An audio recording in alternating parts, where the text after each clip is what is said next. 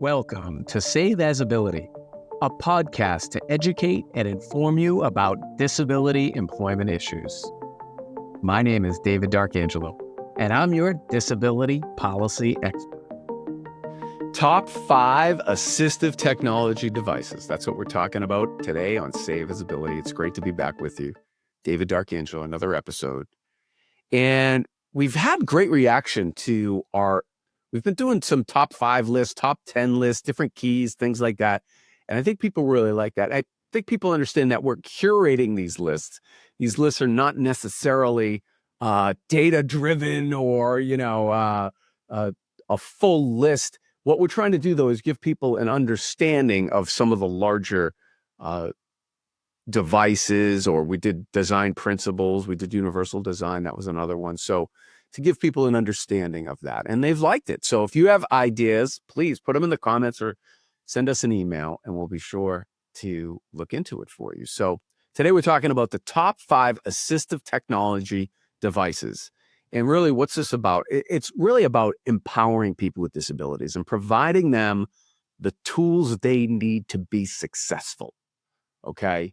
And we'll get right into it. Let's get right into it. To me, the number one assistive technology device, you may not necessarily think of it as an assistive technology device, but it's right here. This is an Android phone, but the iPhone or smartphone, right? This has changed my life as a person with a disability, and I'm sure it's changed numerous other people's lives with disabilities as well, because really the amount of technology that is contained within here as a device and the applications or the apps that can be on these devices really has done so much to be able to, I mean, if you were to look at my phone, like my gallery, all of the things I take pictures of, because I can't see and I'm zooming, right? So I would assert that this is the number one assistive technology device for people with disabilities. So because it's so pervasive, everyone has it. It helps everyone. It does so many different things. It looks things up. It helps you see things. It provides you, all kinds of information and really helps level the playing field for so many different prevalence types. That's the other thing. It's not really just one prevalence type of disability that benefits from that.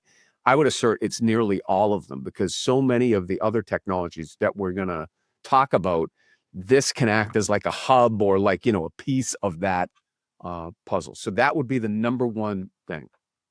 All right, number 2.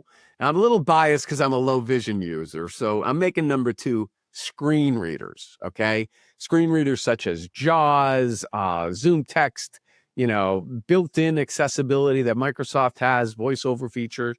And really, who it helps is like blind and low vision users, and some people both with and without disabilities, by the way, okay, that can benefit from, or that like the higher contrast and, the larger screen resolution, things like that. And really, though, what can JAWS do? JAWS converts what's on the screen into text and speech, right? Or even a Braille output. But essentially reads the screen. So you can think of the cursor starting up in one, the top left-hand corner of the screen and going and reading, and it will read everything for that blind or low vision user. And if you haven't experienced it, I would go check out some of the videos, because I got to tell you, there's people who are blind that their JAWS can read so fast. When you listen to it, you're like, wait a minute, they're listening to it because they're going so fast listening to it. You really become adept at listening to the text so quickly. So it really helps level the playing field. So that's why I think screen readers are number 2. All right, number 3, I'm going with power wheelchairs and mobility scooters. And so what a transformation the mobility prevalence type have seen in the way they've been able to get around. Years ago, it was mostly just hand wheelchairs. Then powered chairs started to come on, but they really weren't as, didn't have all the features. Now the features and particularly like the battery technology has come so far that now, chargers last much longer than they used to. The chairs are not as heavy or bulky as they used to. There's a much larger variety than there used to be. That's a good thing.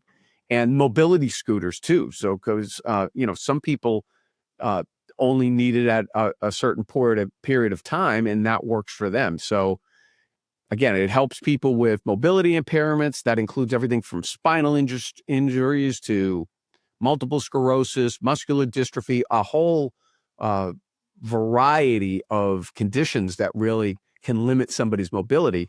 Power chairs and these scooters can really help restore a lot of that and bring down barriers to transportation and mobility. That's a good thing.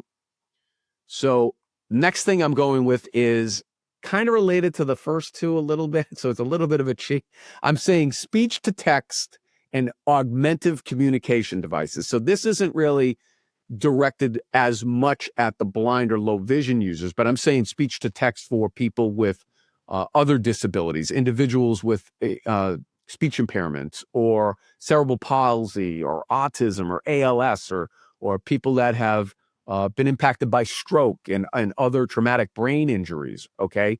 So speech to text and augmentative communication devices, things like Prolog to Go, Toby, Dynavox, things like that can really be a game changer in terms of assisting these individuals with their communication and, converting type-spaced text into synthesized speech is a big deal. It can really help these people communicate. And it can be, as you can blow into a pipette to trigger it. Eye movement can help communicate.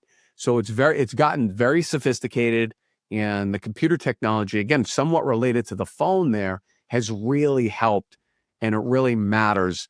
And it's giving individuals who their verbal communication was either didn't exist or very limited, it's now giving them a voice.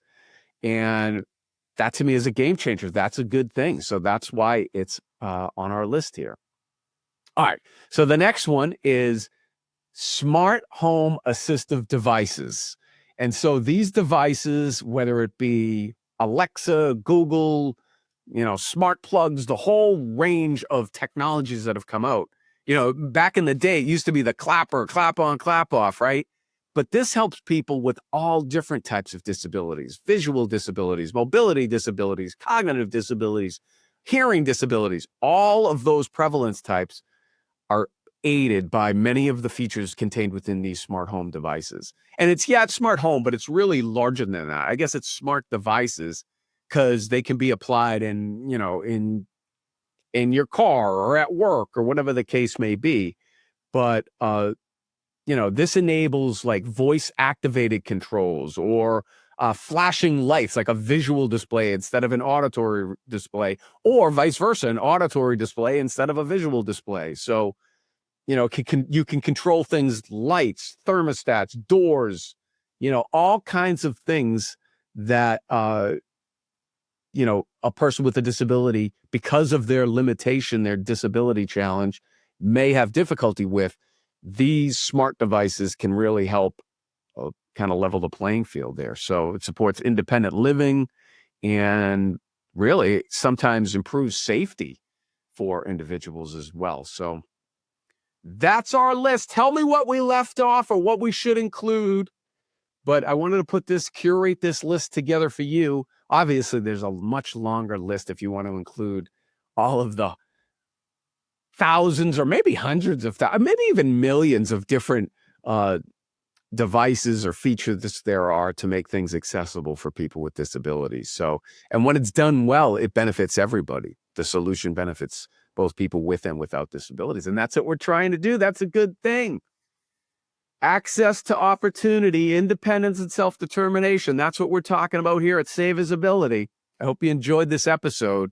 Please help us continue to grow the channel. If you could like, subscribe, comment, and share, it helps us keep great content flowing for you. So until next time, it's David D'Arcangelo, and I hope you have a great day.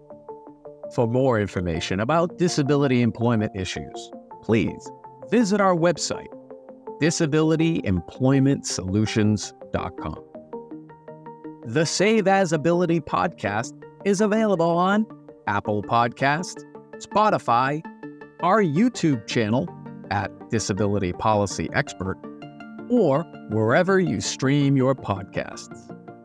Subscribe, stream, rate, and review our shows. Your ratings and reviews help our show reach new audiences. Produced by Pod Pro Entertainment. Save As Ability lives within a network of podcasts located at podproentertainment.com. #TheNewRadio.